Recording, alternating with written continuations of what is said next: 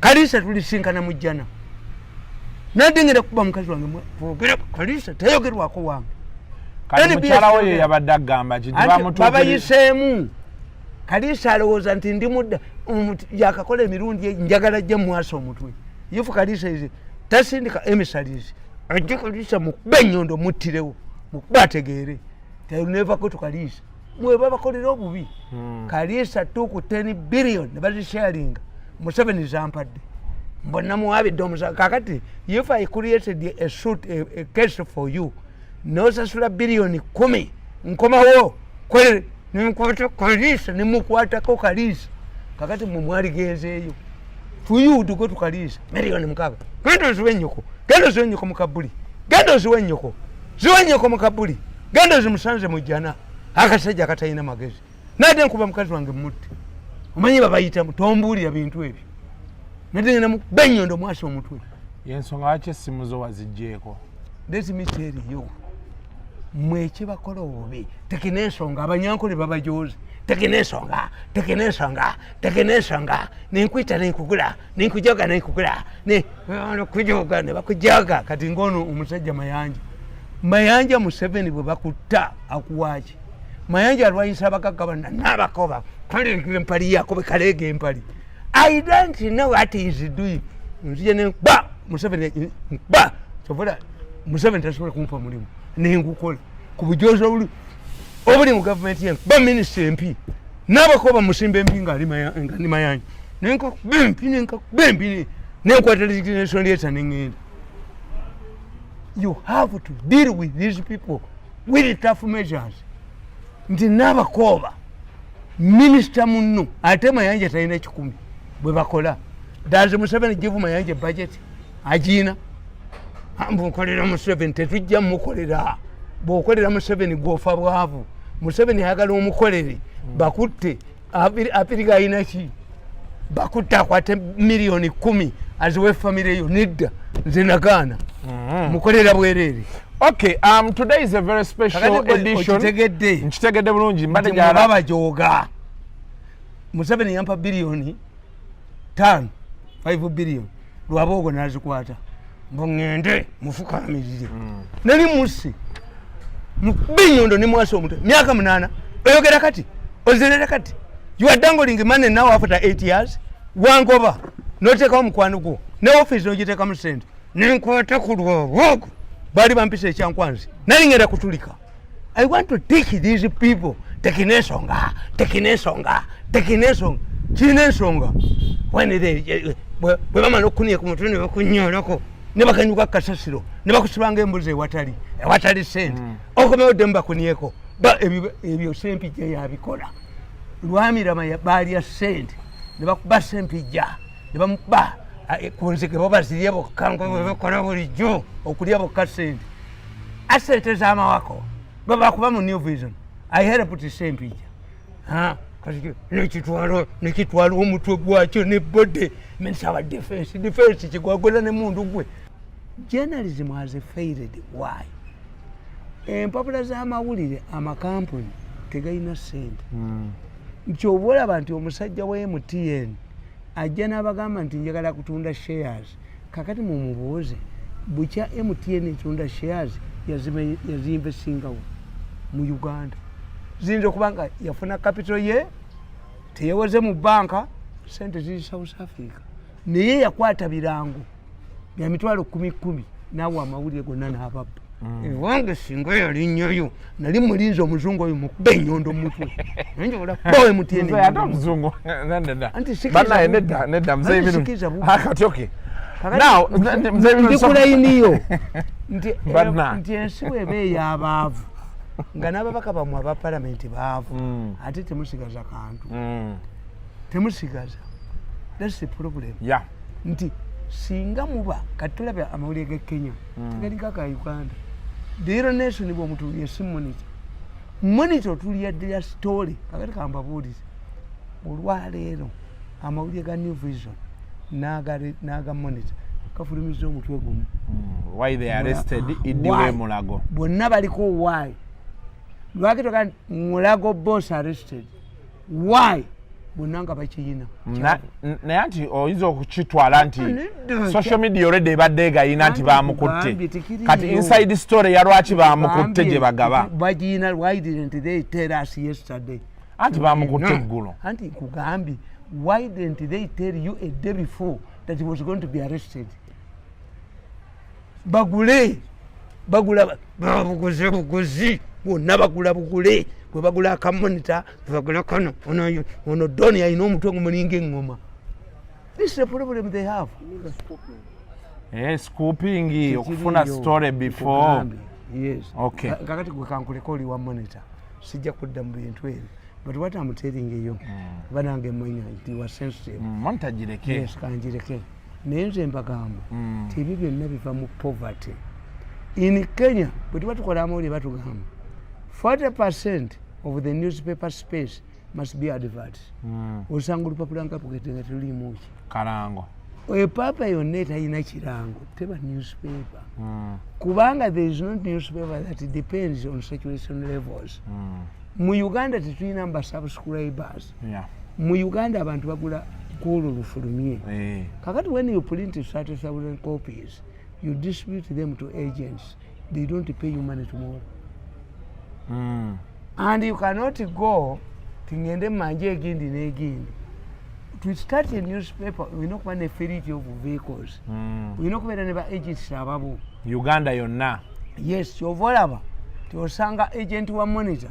Nga ye monitor kwa kulembezamu bwati. Mu maaso. Yotegera agent wani wa monitor. Kakati ate agent wa New Vision ye akulembezamu ki? New Vision.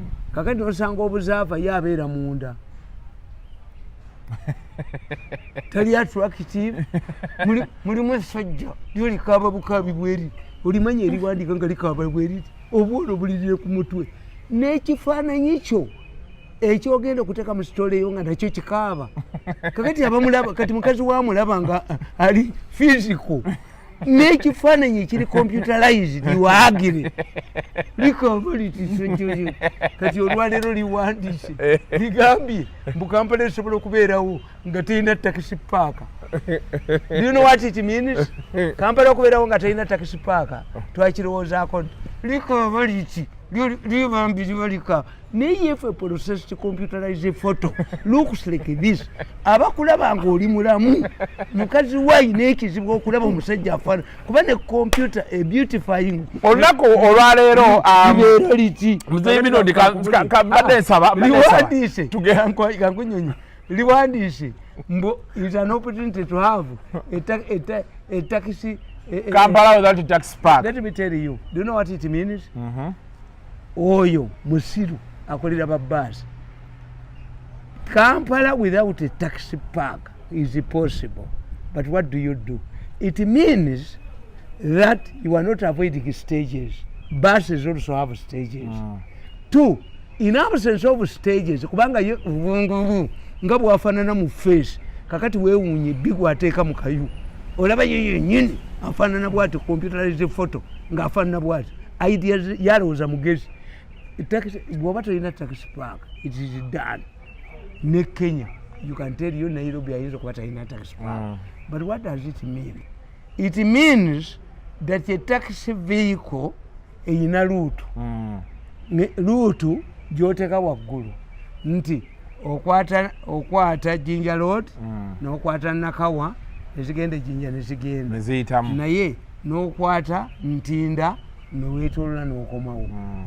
To do that, it means you have cheap fuel. Because you don't park.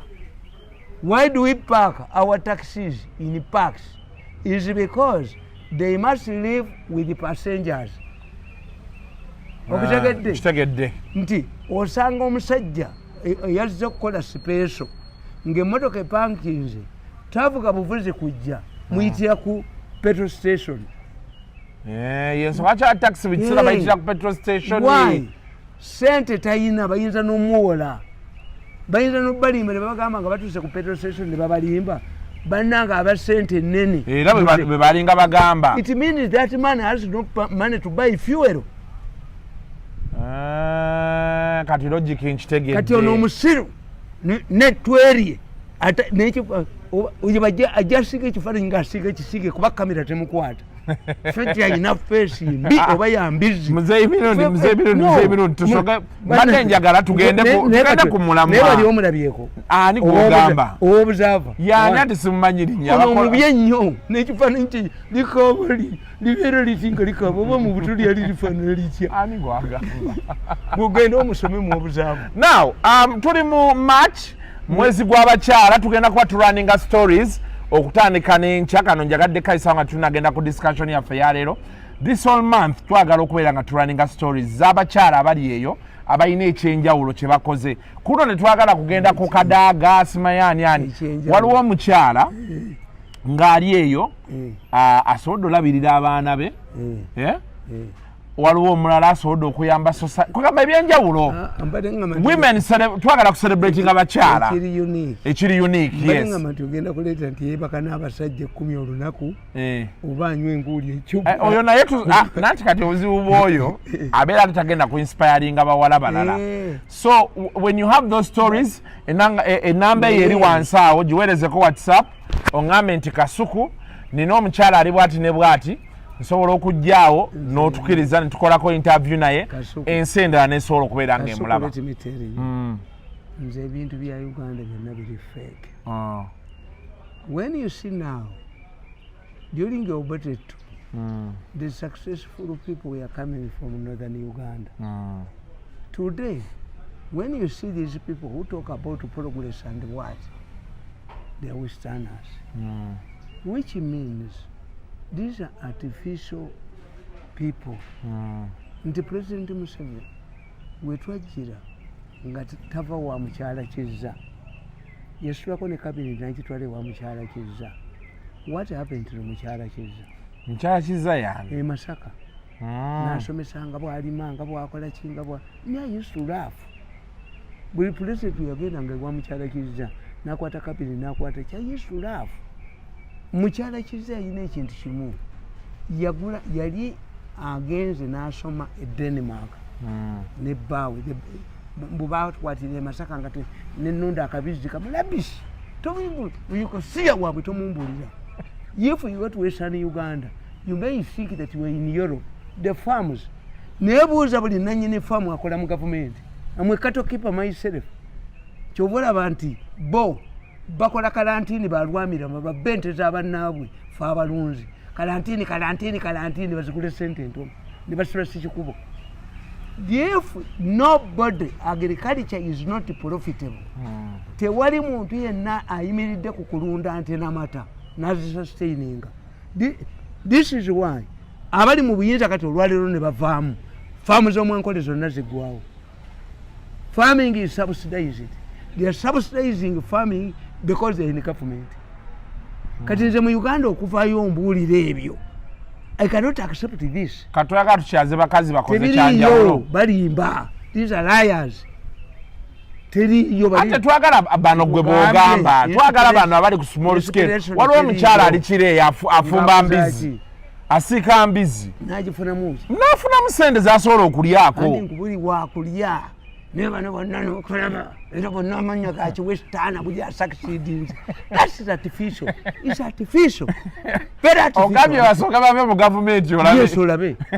Abeera ne bbaawo. Wala muzeeyi mironi leero oli ku fire. Akuyingira ajja kukugwamu. Kubanga maama. Yeah, you know people are used. Olemwa. Natandika n'enkoko 2 nga zivaawa. Nga zibiika amagi bino olunaku. Isuuti ziya.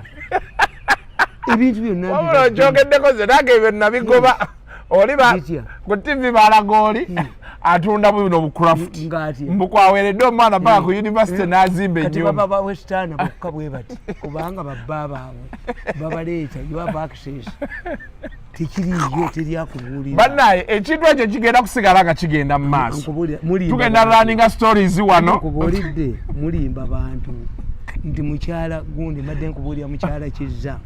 Mukyala Kizza yagulanga ffene ku kyalo naye nga yina akatale Denmark ebyo byonna mitunda byawula waayo yayina omusajja Denmark nga ayinayo contact nga ffene bamutwala nga mwanisi ne bamusa kakati nabeeranga ingredient ya soda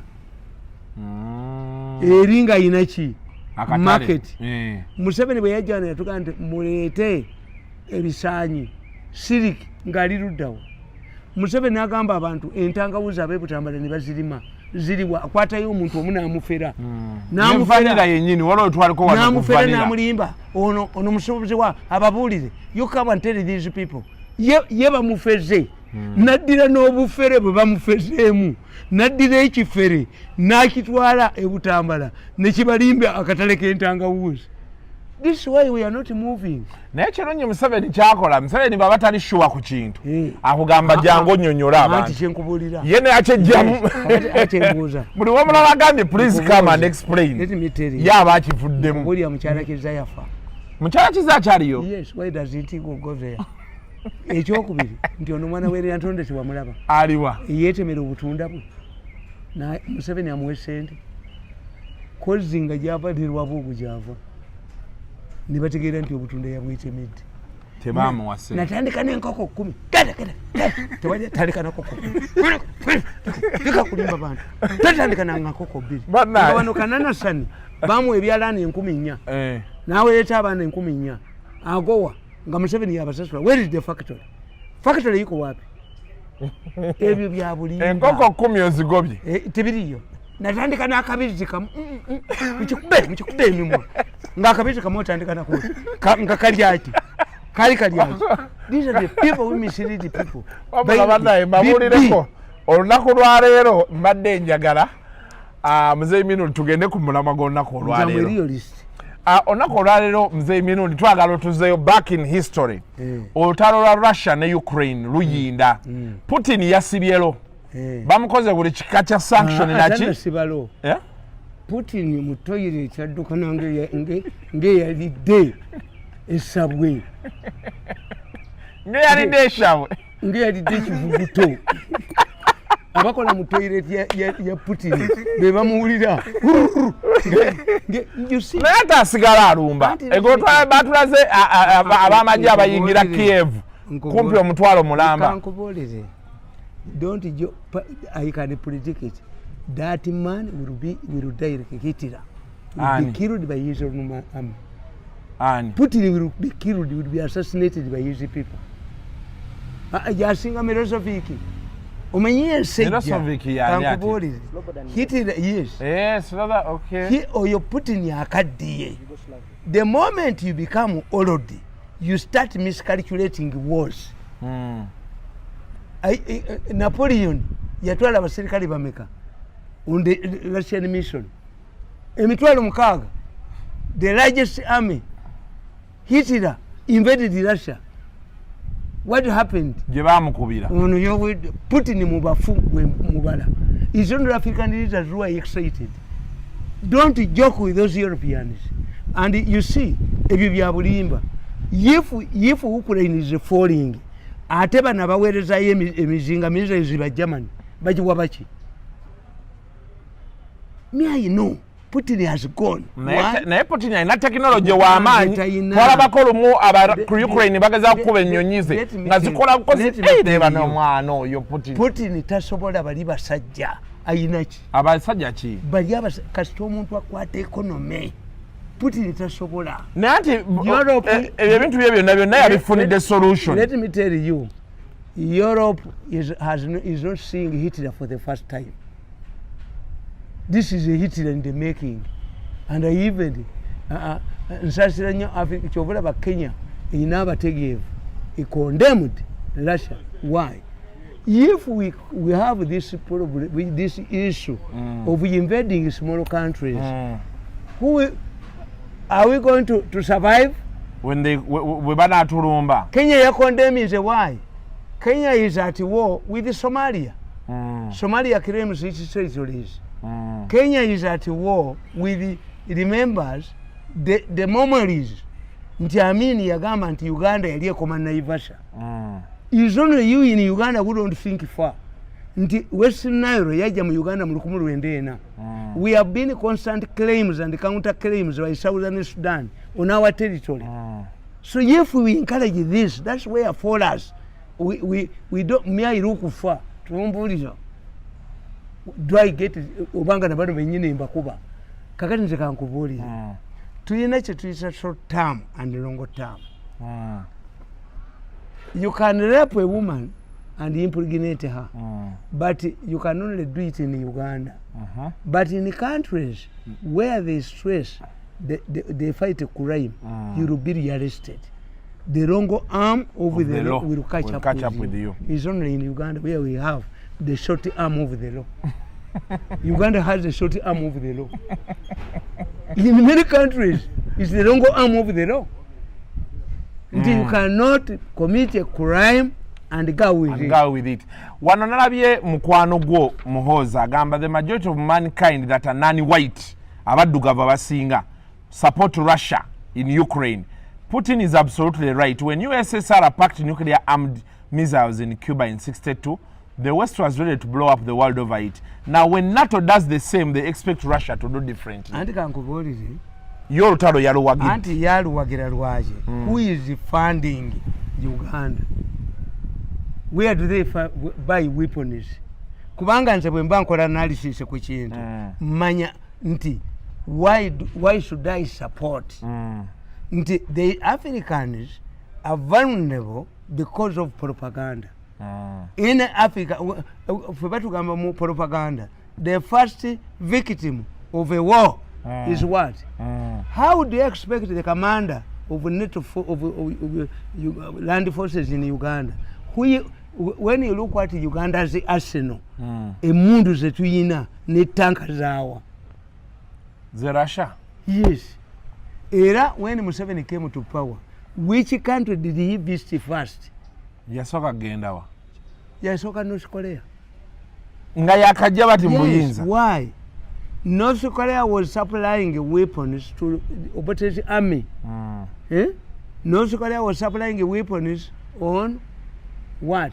On cutting ataba Museveni. Bawamba mundu kuzija kumaje. So when Museveni came to power, the first country he visited was North Korea. Why? Museveni first counter revolutionaries. Abali bagala teseriyo lutalo neriyo lutalo. Kati nga abaana be abayekera be mundu ze bamanyi to handle. Zaki za North Korea. South Korea ya ngagga nnyo yatuwako ne sente ne bawambira wa nomba ka North Korea. We almost closed the embassy of South Korea that was willing to give us financial aid. North Korea is a poor country. What it can give you is weapons. So me, when I read Afende Muhozi's tweets, I know. Bamugenda kundi bamuga nti yogera. Yes. Does he get do we have weapons in Kenya, in America? Obama gave us planes. Is that Kenya Zaji? I don't know whether ours came.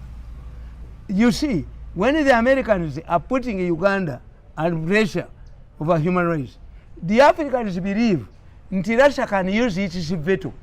Mujetukeko. Misibwendi. Fortunately, I'm not part of government. I have to express my free will. I support Afende Muhozi. Why?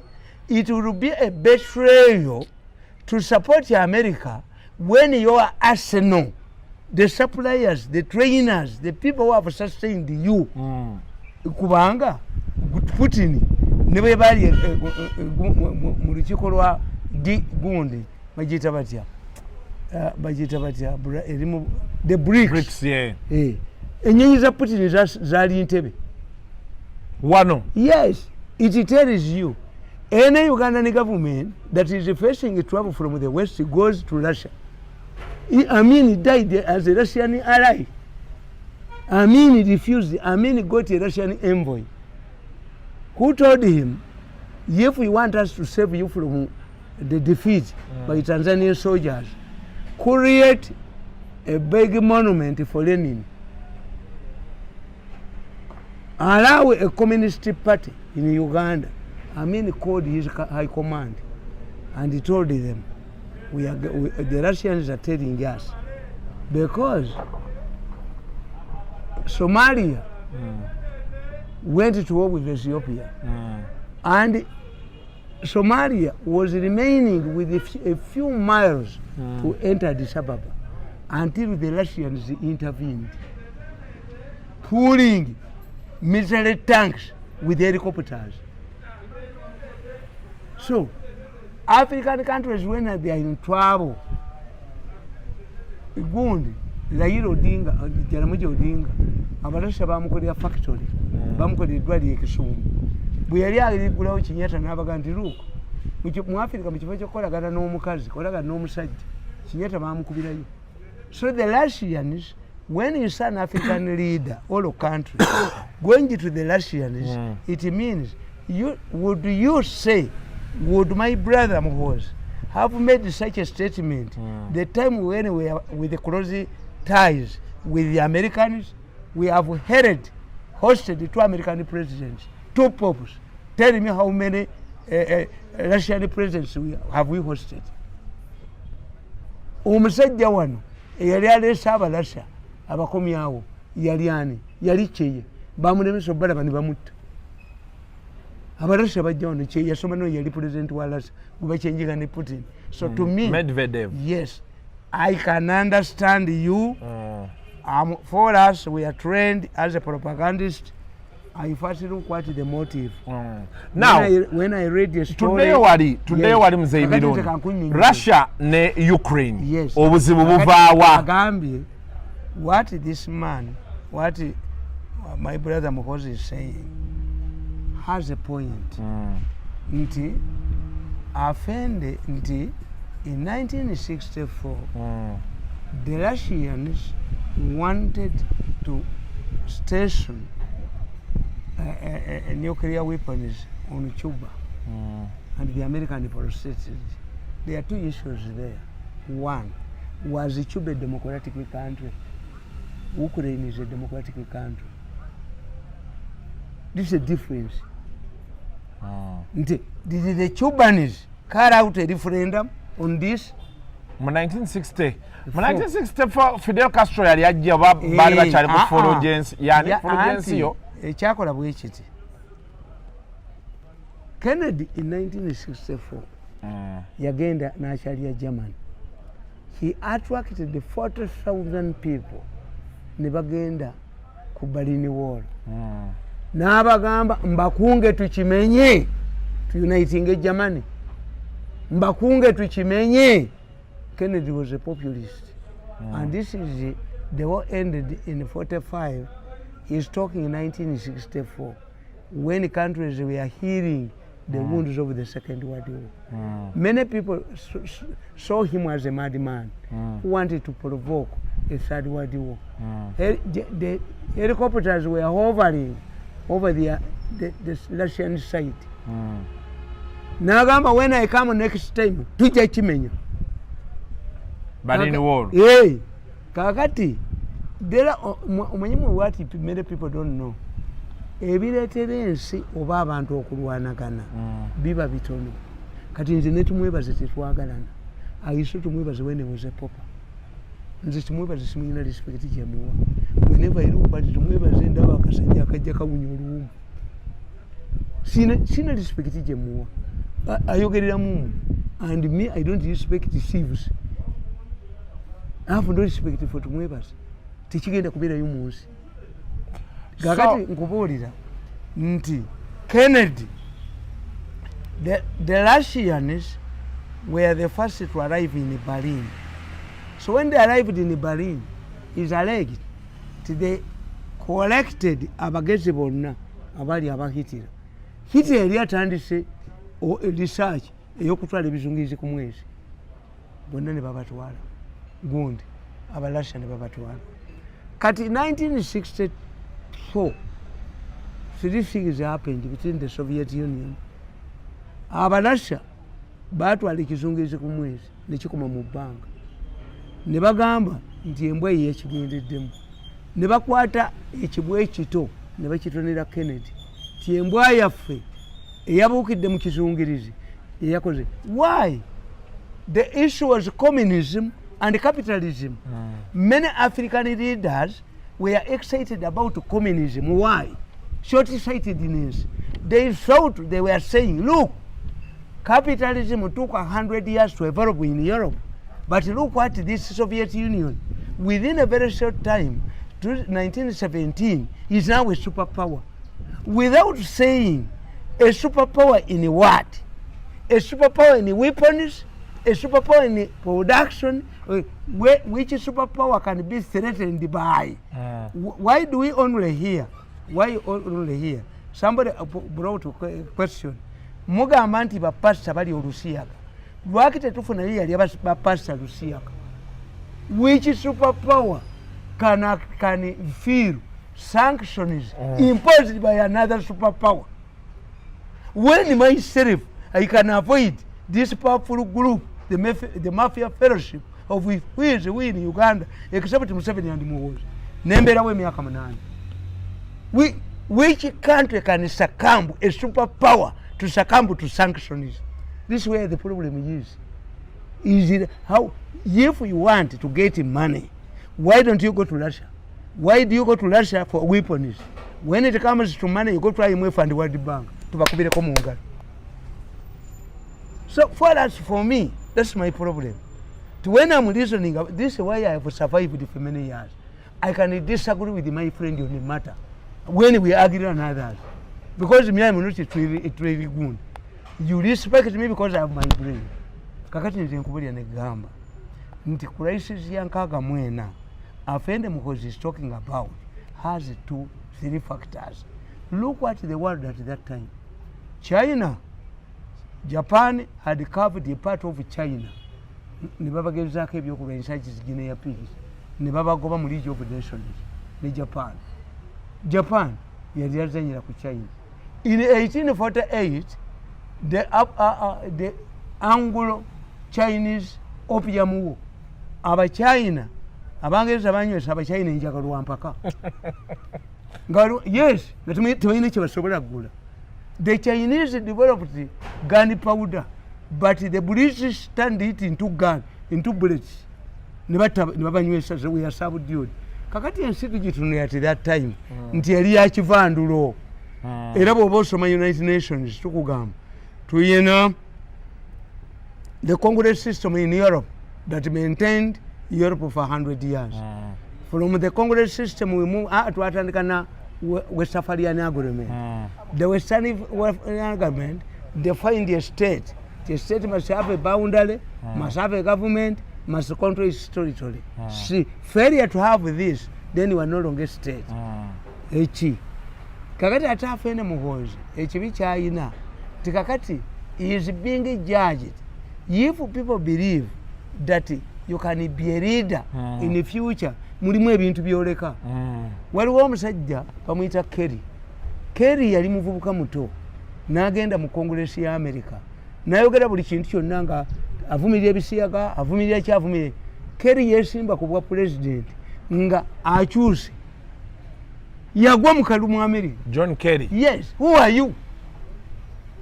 Kakati ebintu ebyo we want to participate.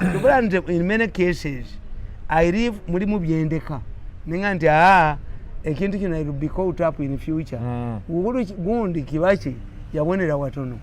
Kibaki mwe yateeka wakaki kabuulirize oba ekibiina kya KANU kyali kisobola okutereezebwa oba bakola ekibiina ekirala.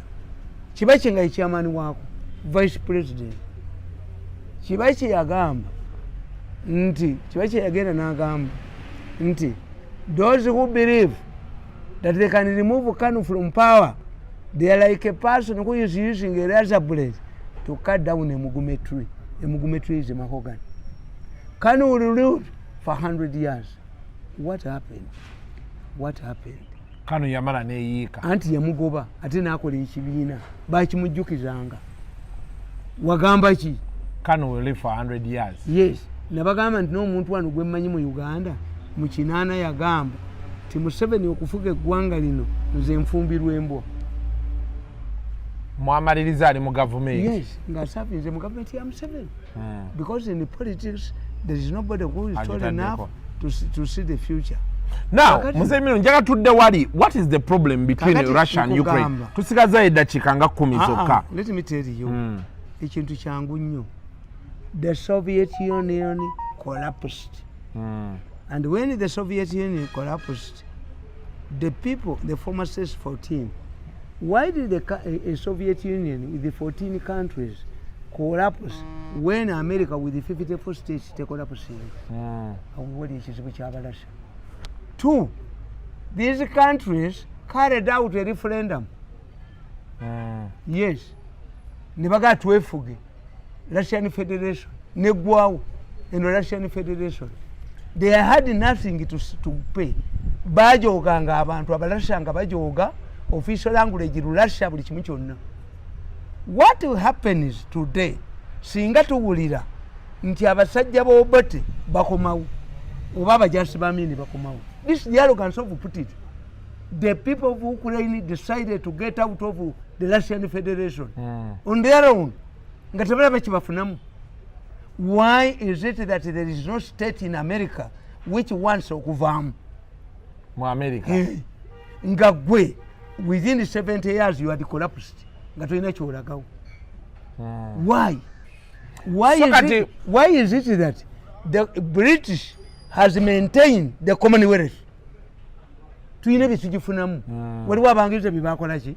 Why didn't Russia organize an organization similar to the Commonwealth? These are former states. What do we say? What they remember about the Russians is brutality. And Putin was the head of KGB. Yatanga abantu. Kakati today, that's one phase. Nanti nsoma ku byafaayo bya Putin. Naga yalaba ejjoge lyali lijja naga nti katwe. Era ne gundi meya yali mu office ya meya bwagenda. Let me tell you, ebibyo namukonkekitinga gundi. Those are not issues. The issues, yes. These people, they were allowed to get independence. Kakati the issue is, bwe bajja mu bwavu, bwe tulowooza nti bali tebakimanyi. Baategeera nti an emerging gundi, Putin would like to rewrite history. Nti ajja kuddira yazimbe Soviet Union ki endala. Kaka arrogance ye nti abakomyewo olwampaka. What do you offer?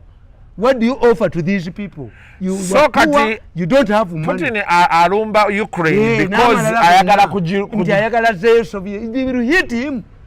Beje mukuba. Sibino byaga nti NATO bano bagenze mu EU ba NATO. NATO kiri kimu. These are democratic countries. These are democratic countries. Democratic. Why do you complain? Why do you say that this woman, I'm punishing her because I found her in the neighbor's house? What if the woman had earlier known to yagala mukuba? To go to NATO, bali bategedde. This dictator Putin wants to revive. Kadiye Putin nachekwa santi siletaga. I don't want NATO mu background yange. Go like a Hitler. Putin will go like a Hitler. This is not the first time. Amanyi getula bagale se baba. Hitler hina manyi. Ukraine ayinzo jizingako by Sunday. Namalala jagala. Wanarabye America lero Biden yatidde. Yakoze state of the nation naga bote bagenda lumba. Bulire bajja musula busuzi. Ani. They are going to incite population ye jamutta. Kankubuli. If we want to study how the Europeans have defeated Putin, look what here. How Bobby Wine is fighting in Ireland. Bobby Wine yakizuula bamubonyabonya nnyo talidda mukolagana nabo. Mukisa muntu bamuhumiliatinga ne bamuleeta uniform bwempe ne bamugobesa Museveni ku bwereere. Mukisa muntu andimi we on the same boat. Tisinga teyali Museveni nga ayina ekisa kye yali tuse kyolana nenkwatako kwa mukubulenzi obwo benyondo mutwe. Kakati kubuulira wait nkugamba nti Bobby Wine bamutulugunya nnyo mu kalulu. Tagenda basonyiwa. Bobby Wine is one nti bamukozesa nga project kumulira mu sente nga yetagulibwa kumujjawo naye nga Museveni bamulyako sente bagula bakusaasira yasigalewo. Bobby Wine n'amera. Kakati Bobby Wine bw'amera n'afuna Amsterdam n'amutwala mu kampu ya America.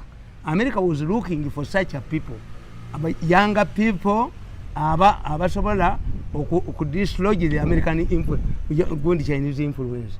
Kakati Bobby Wine bobango olwana n'omuntu ng'okola alliances okolanga ebintu bibiri. What do you remember kye yali akoledde? That's myself ne mugonzi. namulaba mu State House teyantulugunyako naye tumwebaze nabana neruwabwo ogusisobola nja kuba ebiraka mu mpale naye siryogerako nalwabwo. Yes. Kakati nkugamba Bobi Wine emigo gye bamukuba tali basonyiwa. If we want to say person who will never talk to NRM is Bobi Wine. Kyova olaba nti Bobi Wine abasinza amagezi. Ekyo ekibiina kye bayita gundi iPod kibiina kyateekebwawo Netherlands. Si kya Museveni, si kya gavumenti. Netherlands yekiyimirizaawo. Ekibiina ekyateekebwawo constitution bakiyita National Consultative Council nga kikulya ye Prime Minister wa Uganda. But I don't know how Museveni is being misled to killing on a foreign funded organization iye ya government inajivaako. Okitegedde Bobi Wine wabakwatira nti this iPod is funded by Netherlands, not government money. Why should the president killing to an organization that is funded by foreigners nga mu constitution mulimu ekiche National Consultative Council which must be funded by government? Si kyaliko ali ku kyabazungu today Russia wali. Wait kakati nkugamba nti ekyokubiri Bobi Wine kyabakoze abakwatidde ku human rights. Awo wabakutte Nti tebabuuza ti Bobi Wine ye ani amubulira nti basudde omulambo wali basudde omugogge wali. Are you sure? Oba abantu abo Bobi Wine be bamutwalira emagere nga bali mu bitanda balimba bazanyi bakatemba. Government yajjeyo government negamba government yakugambyeko negamba nti mutu w'omusajja oyo Bobi Wine gwe yalazenga mugogge. Bwe bave wa Bobi Wine, where do they disappear? Does Bobi Wine have a hospital in his house? Tebabyanukula. Okitegedde nti ne babakubira ku media nti monitor ekubye ti omwana bamutidde mu ssero ya police.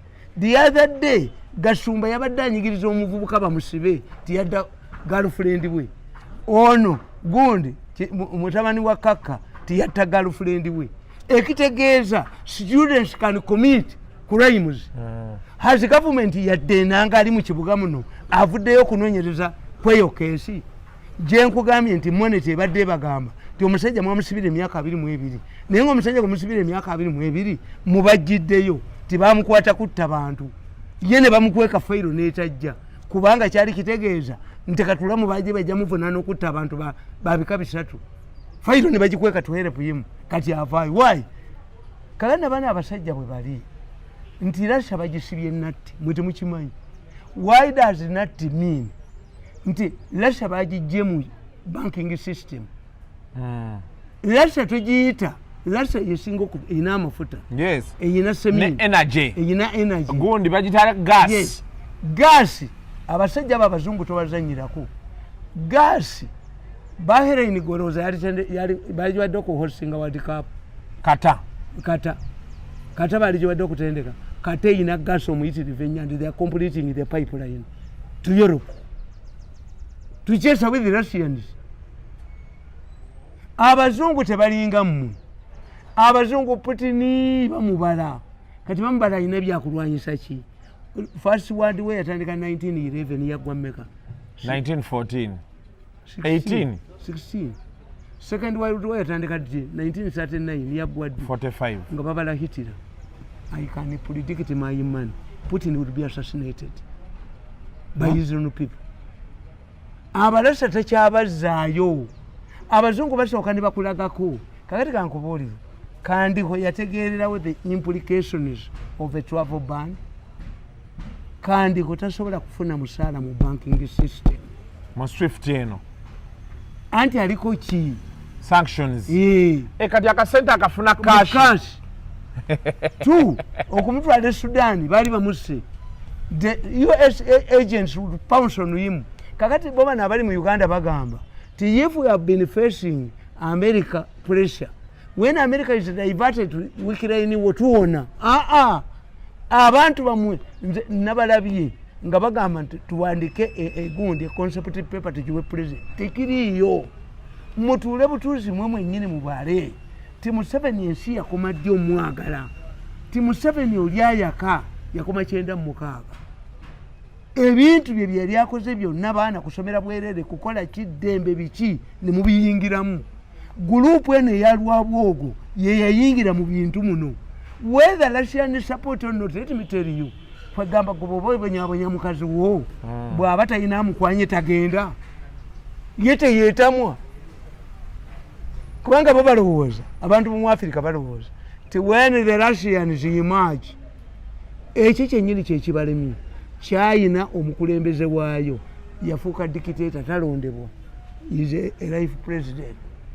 China does not ask you your democratic credentials. That's why African rush to China.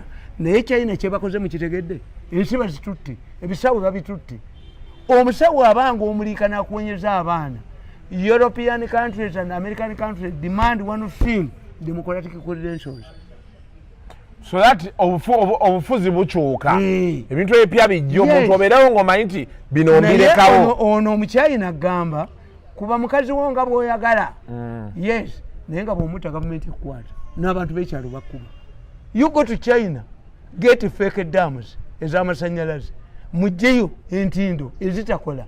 Within 5 years nga bigudde. Are you solving the demands of the population? No. Mumwali mumanyi nti Bobi Wine ajja kubeerawo. Bobi Wine nabagamba nti omwana omuto bw'akoona oluggi lw'eggula ate omubbi w'oku kyalo tajja na hama. Kati bati yevuuza basiise bati. Abamaanyi basiise. Abamaanyi bagamba bw'olaba Bobi Wine akinyenyeza okutuuka wano. Nabagayi Lwabwogo is going to borrow it. Lwabwogo naye agenda kivaamu. I can predict it. Unless Museveni puts Lwabwogo under house arrest, Lwabwogo is going to declare. Tino government wetuuse siyinza kuba Lwabwogo is the richest man in Uganda. The goodness of rich people tayinza gwa na government. Government emuyambye okukola obugagga tagwa naye. In fact, when you hear Lwabwogo talking, nga Lwabwogo mulidde ng'ayogera, Lwabwogo bw'anadda kadala ajabba kuba bano. Yeah? I'm telling you. Kuba Lwabwogo tadifendinga. Lwabwogo akugamba nti NRM nabawulidde nga bagamba you cannot reform NRM under Museveni. Because Museveni has been in power for a long time, he cannot accept that his system is faulty. We better start something else. Bakole kibiina ekyabo. Nkubuulira wano Lwabwogo bw'anadda kadala bw'ati ajja kutwala abantu ne Bobi Wine yesibe bbiri. Because yet a defending. Yayiwa. Ye Lwabwogo ajja kugamba nayagala dda okuyingira ku executive ya party ngiri forming ne baŋŋaana. Nalinze kuvuga. Ajja ku obanga Museveni yabagamba nti you can write a concept paper. Ekitegeeza ti Lwabwogo alina ideas. Lwabwogo has ideas. Why has Kagame performed better than NRM? Buli muntu ayimprovingira ku munne. Why has Bobi Wine been better than Mao? Buli muntu yenna nakugamba kasuku nti omuntu eyakulira ewuwe. Why is it that Monitor is better than Weekly Topic? Weekly Topic yatandikibwa babidandisali back into Museveni. It collapsed when they were ministers. Why? They preferred ministers to media freedom. Monitor yasooka okubawa ssente ez'okkuba yali kyeye. Owookubiri yali William Pike n'abawola ng'abakubira ku bbanja. William Pike agenda okutegeera nga buli lwabafulumya amawulire agagete gatunda n'abagoba. They eventually sold themselves to Aga Khan. Bagenda kulutta busi. What does it mean? Kitegeeza nti ono Russia I want to tell you. Ne Milosevic bwe yali mu Yugoslavia natta abantu. Ne Hitler bw'atyo bwe yajja. Bamusolini bw'atyo. So kati ffe ababadde balaba wano kuba ffe tubali tulaba ekintu. Russia ye esigala erumba Putin ayogeza maanyi. Ne tugamba Omumerika atajja. Omungereza atajja. If you take the Americans, they have a process. The Americans tubagamba. Bagenda ne bagamba nti gundi no Korea tugenda girumba. They do it? China netunula eri badda mu international waters balinamu emmeri 12. Russia ine emmeri meka ezifo ina submarines mmeka. Russia ine batugambye nti Russia ine ebyokulwanisa bakulimba Russian submarines tezimala omunyo guzisala. I read. I know their limitations. A country that cannot feed itself, where does it sell its goods? Why are the Russians? So can we believe that sanctions finances zina chezikola? Anti bakikuyingizamu. Kankubulire. Let me tell you, nkuwe kyakulabirako ki. Ekyokulabirako kyemba nkugamba nti enkobe z'ebusitema oziza mu national park nezitafanjana. Ziba zijjafa. Why? Kubera zimayidde okweriira bizagala. Kakati once you expose a society, aba North Korea baba traininga tebalabangako ku birungi. When you close to South Korea they kill you.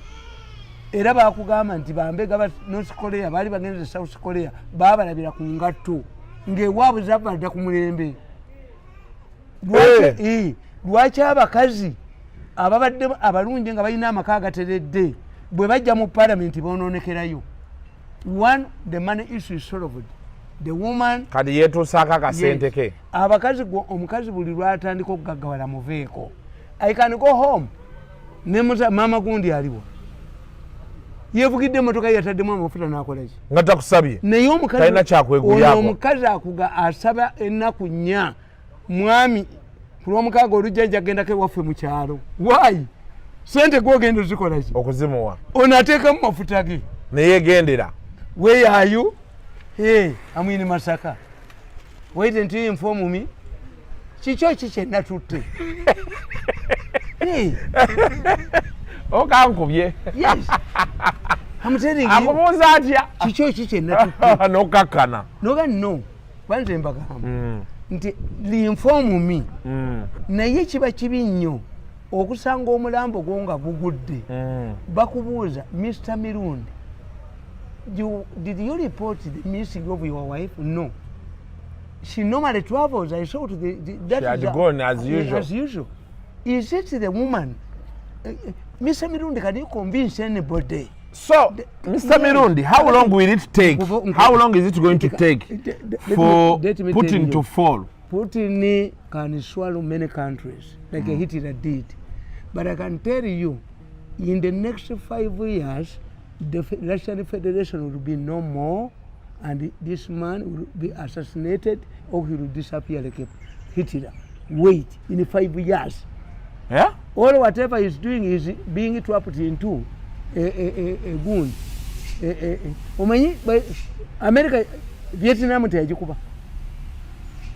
Abemali tebakubye France neddukayo. Gundi kubanga ino Libya. Abalibya bakuba mu America. Abasomali Uganda tebaddeyo. Changes. It means gali amawanga America apart from human rights, Biden yakwata ku human rights. This man has a country that carried the referendum. We don't want you. The argument is that we are going to go into NATO, nange nalinchi into Wakanya. Why should the Americans, this man, naitayagala border? Yes, naye amaanyi gakozesezza galabika yali ekipulaninga dda. Ekyokulumba. Mussolini bwe yajja mu power, who shares the mental belief bwe nsoma gundi oyo Putin mulabanga revivalist tiagamba nti bali basirugala bachefu yali musiru ngenda kugenda mubobola kakali kankubuuliza.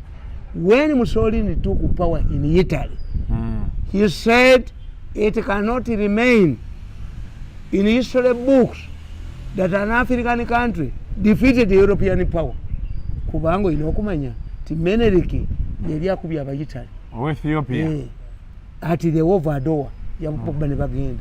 Mussolini ajja mu 1923 agamba tiki nayiwa amaje mu gundi. This is Mussolini is like a Putin. When I see Mussolini and I read Putin is like a Mussolini. That so he's trying to avenge, to revive the Russian Federation, and he has done it for a long time. He thinks he took advantage of this man in the Mugun omusajja ono yeyayo na America lino eribaddewo lino eryo Trump nesanga Trump yadda ku buyinza senga tebalombye eddala wa enemy yali mwoloye yali mukwano gwa Putin. Yes, ye yakwata ekisiru n'akibateekamu. But because the Americans, they have a mature system, okimanyi nti kamanda w'amagye ga America nga bwe mwali mugaye nti kamanda w'amagye ga America omanyi kye yakola? Yakubira China essimu n'akiga nti ono mutabufu wa mutwe naye batoni za nuclear nze nzirina. Eryo sajja lye teriwakwata ku nuclear buttons as a president, as a commander in the chief. And Trump teyazikwatako. Yes. Trump yali wa bulabe bwe batyo naye nga America baali bamwagala nnyo. The ordinary people, he demoralized NATO, he demoralized European Union. Climate simabi kinyona n'abivaamu. N'amusasule ssente. Teyali best interest za America. Yali ali ku interest babateekamu omuntu. This was an American model. This man was an American model. Trump was an American model. Was a Russian model. No babikola. Kakati model n'atuuka ku president. Goma yokubeera president wa America. Gorbachev yasuula Soviet Union nga president secretary general wa Communist Party. What did he say? Yabaga nti nze mbadde nsoma n'okusoma. How did a believer reach the Communist Party? Yes. How could a believer reach the Communist Party? Hear Tedugenda ssuka wano olunaku olwaleero. Nze siri mufunda mu bwongo. I read, I can understand. Nti Africans and Uganda believe that a powerful Russia will help them to mishandle their people, to sustain dictatorship. When a woman knows that you are mistreating her, she does not need a lecture from another person. Omuntu yenna ategeera nti bamujoze. N'akoowa n'abakoowa. Teri muntu ategeera nti bamujoze. Abantu bategeera obujozi. Mulowooza nti gundi yamulagira. No. Whether Russia is powerful or not, kakati a powerful Russia will also look for powerful friends. A weak Russia was wooing Africa. Kuba bwe bagula credit. Mwe mutagala ne China. Kati awo bajja kuba tebakyagaba. Ate bano bakyabaagala. Namwe bajja kuba. When you look at this thing, that's why countries have research desks. When I look at this money, bantuukiridde okutunda gundi Paris model. Nembaga sigana kutunda Paris model. Niye yeetaaga modifications. The Paris model, an Africa is capitalistic by nature. Ebintu byo bino ng'obirabirira. Bw'olabirira ebintu byo bino, the way you attend to your program is the way you attend to Spark program. Ekikyo okitegedde, you will not answer. Naye mbadde njagala bannaaye abatula mubeere bulungi olaga ndabayo mubeere bulungi bannange mweraba tujja kuddingana kubanga